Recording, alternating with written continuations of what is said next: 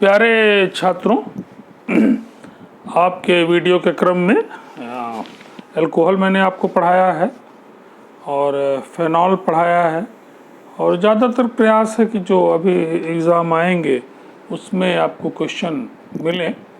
और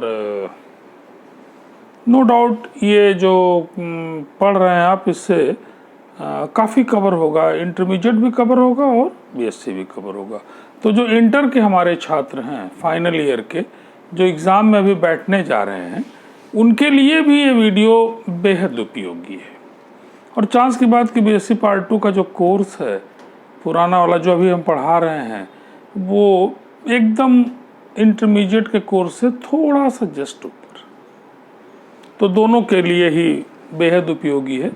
आज उसी क्रम में जो टॉपिक है वो ईथर्स हम लोग बात कर रहे हैं कि ईथर्स किसको कहते हैं और उसका नामकरण कैसे लेंगे।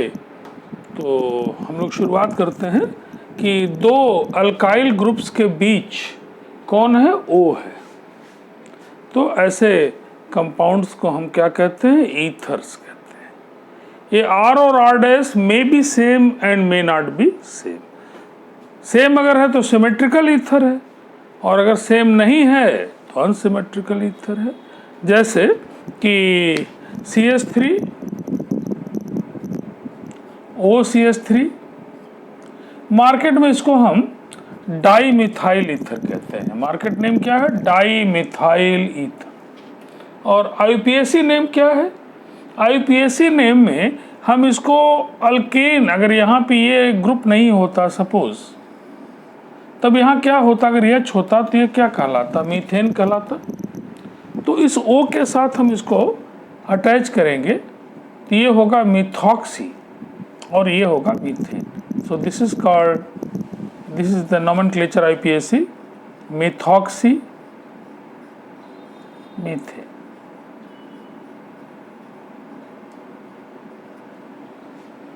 ये ईथर कैसी ईथर है? सिमेट्रिकल। अगर दोनों तरफ R सेम है तो इसको हम कहते हैं सिमेट्रिकल ईथर कहते हैं।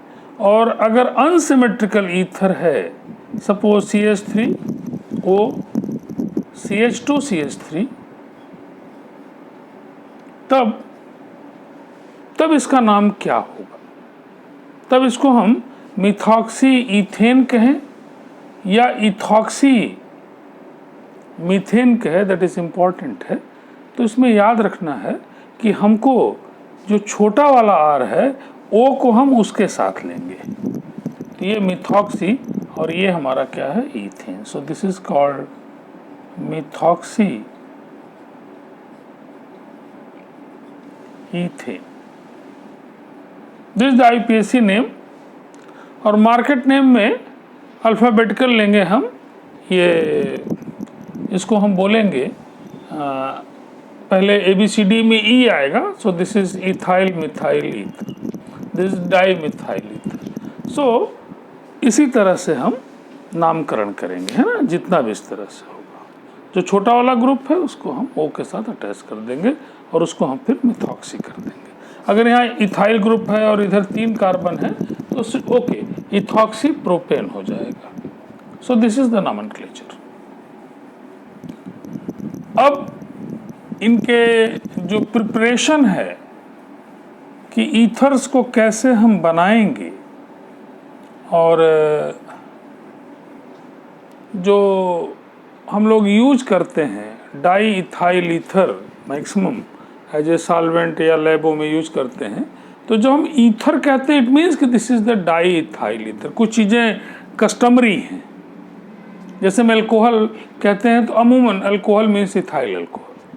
तो ऐसे ही डाई इथाइल ईथर को हम लोग ईथर भी कह लेते हैं, अदरवाइज नाम लेंगे। तो प्रिपरेशन कैसे हम करेंगे ईथर की? एक तो है पहला मेथड जो कि प्रयोगशाला विधि भी डाई इथाइल ईथर की है। इसमें क्या है कि फ्रॉम अल्कोहल हम लोग इसको बनाते हैं, फ्रॉम अल्कोहल। जैसे अगर हम दो मॉलिक्यूल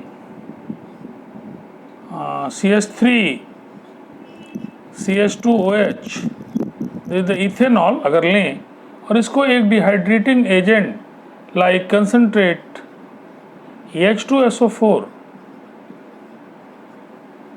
के साथ, that is important, the temperature is very important here, कि टेम्परेचर अगर करीब करीब 140 डिग्री सेंटीग्रेड है,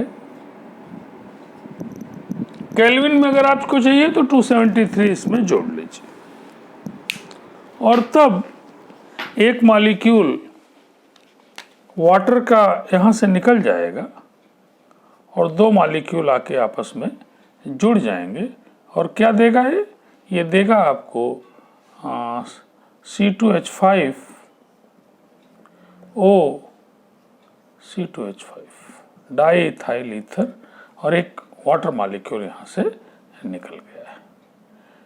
और अगर आपने टेम्परेचर का ध्यान नहीं दिया, टेम्परेचर अगर 160-170 डिग्री हो गया, इसका ध्यान देना है, तब क्या होगा? तब आप देखेंगे कि तब ये ईथर नहीं आपको मिलेगी, बल्कि क्या मिलेगी? अल्कीन मिलेगी। तब अल्कोहल का डिहाइड्रेशन हो जाएगा। So it is very important, क्योंकि एग्जाम में आपको फिलिंग द ब्लैंक्स में भी आ सकता है।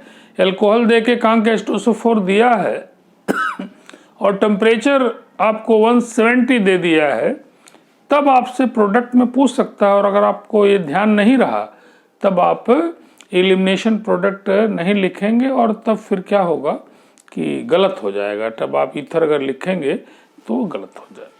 तो इस तरह से आप अल्कोहल से बना सकते हैं। प्रयोगशाला विधि अगर आपसे पूछता है तो बिल्कुल फिगर भी आप बना सकते हैं, फिगर वाइज भी उसको आप दिखा सकते हैं। दूसरा जो इम्पॉर्टेंट मेथड है प्रिपरेशन का, that is very very important, and this is called Williamson synthesis, is very important.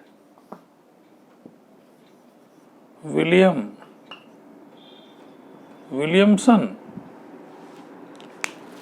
synthesis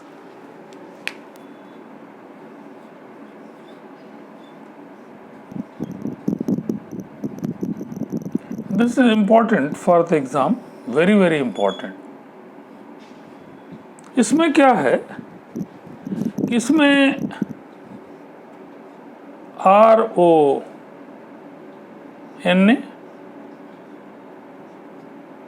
plus R-X,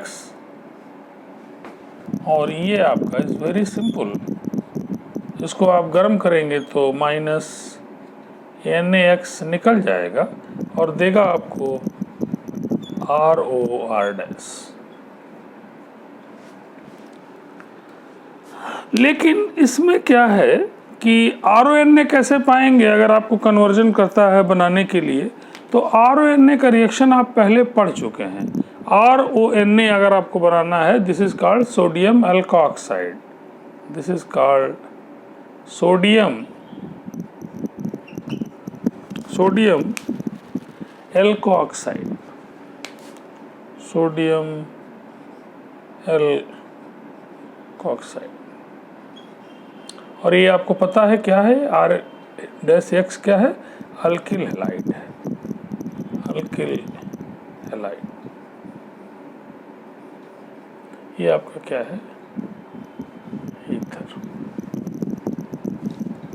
इसमें अगर आपको RONA की ज़रूरत है तो इट इज़ वेरी इजी, आपने इस रिएक्शन को पढ़ रखा है कि ROH में अगर आप सोडियम से इसको ट्रीट करेंगे तो सिंपली आपको हीट नहीं करना है और तुरंत ये आपको देगा RONA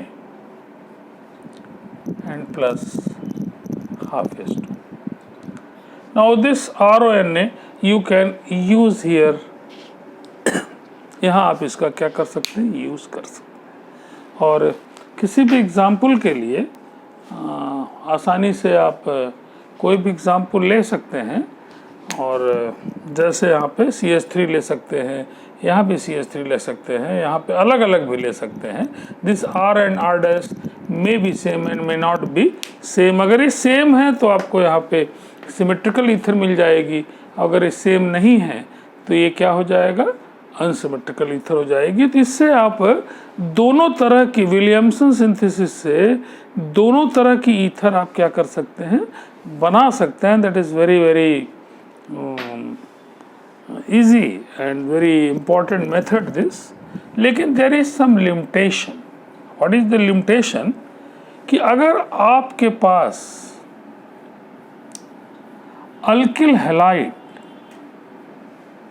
अगर टर्शरी है, अल्किल हैलाइड का पार्ट अगर टर्शरी है या सेकेंडरी के बाद भी बहुत ही अल्किल हैलाइड का आर बहुत ब्रांच्ड है और बहुत हिंडर्ड है। हिंडर्ड मीन्स हमने बताया है कि स्टेरिक हिंड्रेंस का मतलब होता है कि ओवर क्राउडिंग इन स्पेस। तो अगर बहुत बड़े बड़े बल्कि ग्रुप लगे हैं कार्बन से अल्किल हैलाइड में, तब विलियमसन सिंथेसिस डिफिकल्ट होगी आपको। लेकिन ईथर अगर बनाना है तो हम एल्कोक्साइड वाले पार्ट को उधर ले आएंगे। अभी आप देखेंगे कि मान लीजिए आपको बनाना है कि CH3, आपसे पूछ सकता है कि CH3 CH3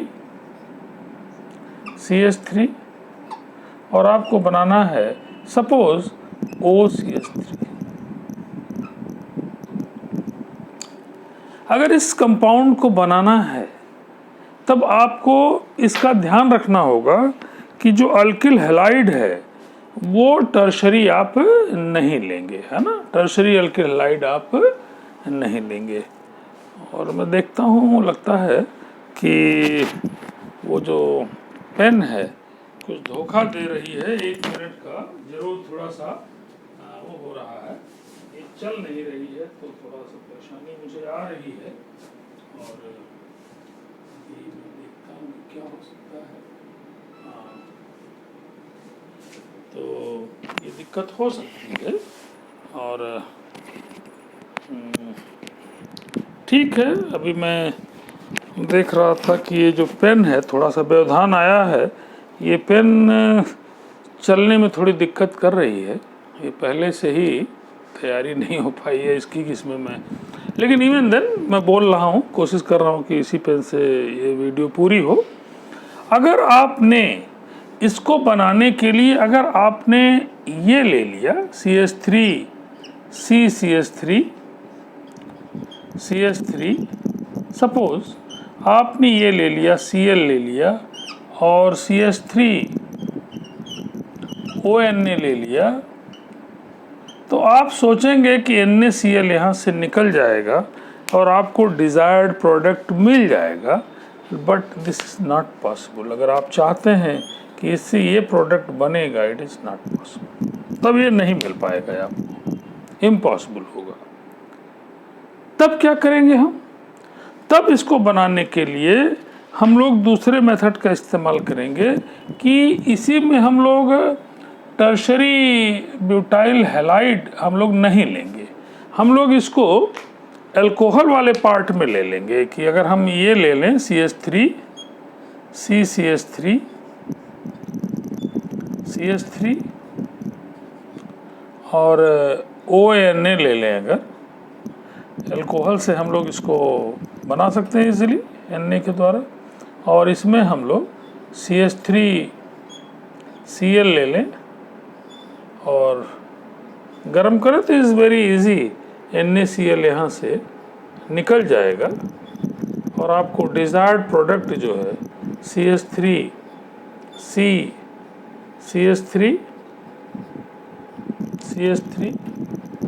और ONA वो CH3 आपको मिल जाएगा।